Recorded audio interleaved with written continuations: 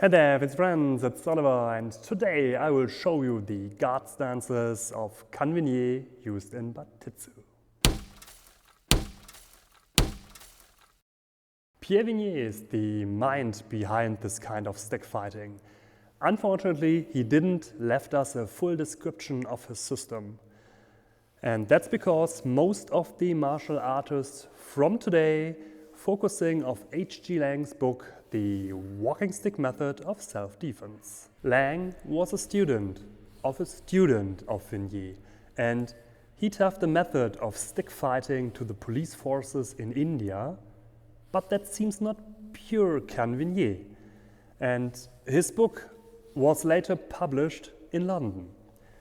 Don't get me wrong, this book is for its own a really good tool to learn an old art of using the cane as a weapon.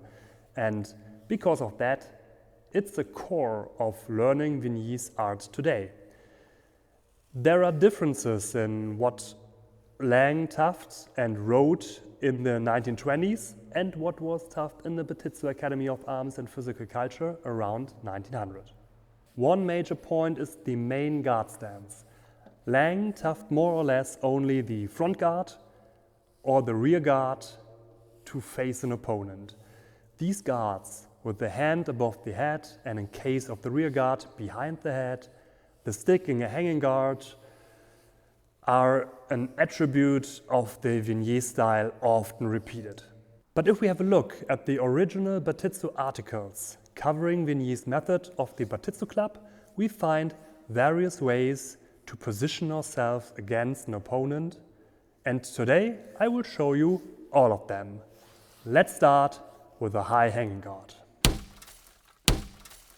You see, this position already covers the head a bit more.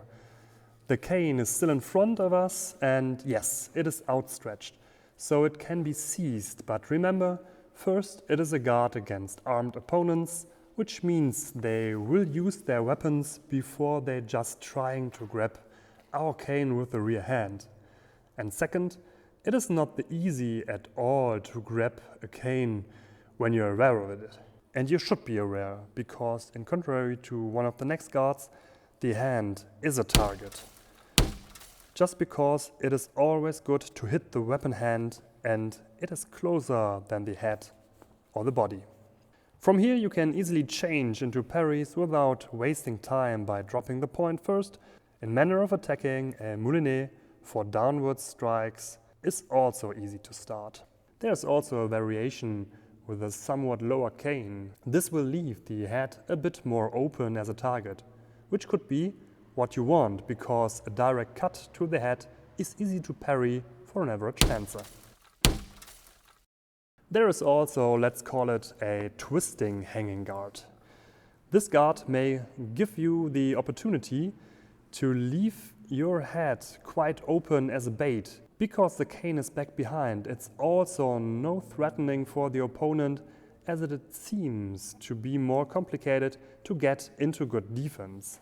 But it isn't. Attacks like the thrust or the flick are already loaded, and also big swings will benefit from the hip load.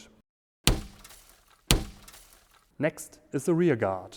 It is simple, like you take a step backwards and you will come more or less in the right position. You see, the head is still covered. The cane is definitely unhittable and ungrabbable, which makes this position also a fine guard against unarmed opponents. The left arm is brought to the front to be used as a bait in the case of an armed opponent, because it's the closer target to reach and it's not covered at all. On the other side, it is a good defense against a punch. We already have a whole video on the techniques from the rear guard. The next one is a mostly forgotten one, an outside guard with the tip up, as you would find it in various saber or lacan systems. A big argument for not using those positions in comparison to a saber is the lack of hand protection. So a downwards blow could slide along the cane and hit the hand. And this could be true for an opposition parry, but this is just a guard stance. There is in fact no parry using this position. The main benefit from this guard would be that a fencer already knows some stuff, and then he feels more comfortable with it. The two-handed guard is a guard demonstrated against armed opponent. But it would work against unarmed opponents as well, because it is nearly impossible to grab the stick. The guard covers the head and the shoulders completely, which are the targets of the most common attacks. Not only the horizontal cane, but also the arms covers the face from the side. Also, you have the choice to choose the attacking hand in an ambidextrous game, and the way to very strong parries is easy too. Let's take a look at the guards shown only against unarmed opponents. First, a variation of the outside guard with a rotated hip, so let's call it a twisted outside guard. This way the cane is back and the rear hand is in front to be used for parries.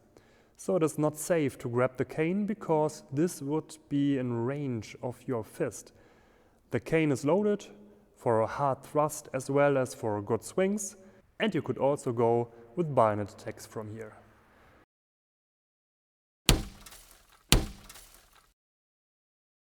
And the last one we will be calling a low rear guard.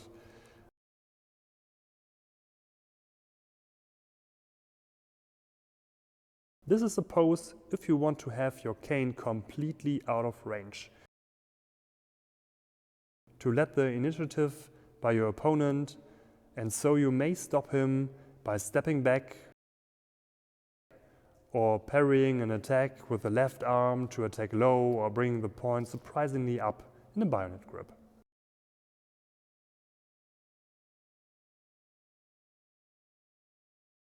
Eight guards. So let us say Canne Vigny in Bartitsu had a wider range of possibilities when it comes to guard stances than Lang gave us in his book 20 years later. Maybe for the reason of simplifying things, especially in form of a book for self-teaching, as it was. Every guard has their pros and cons. Different guards have different jobs to do, preparing us for a situation with our personal possibilities. So play with it. Let me know if this was helpful for you in your Bartitsu journey. A like and subscribe would also support us to spread this nearly forgotten knowledge throughout the whole internet. And if you are very fancy, join us on our Patreon and see you in the next video.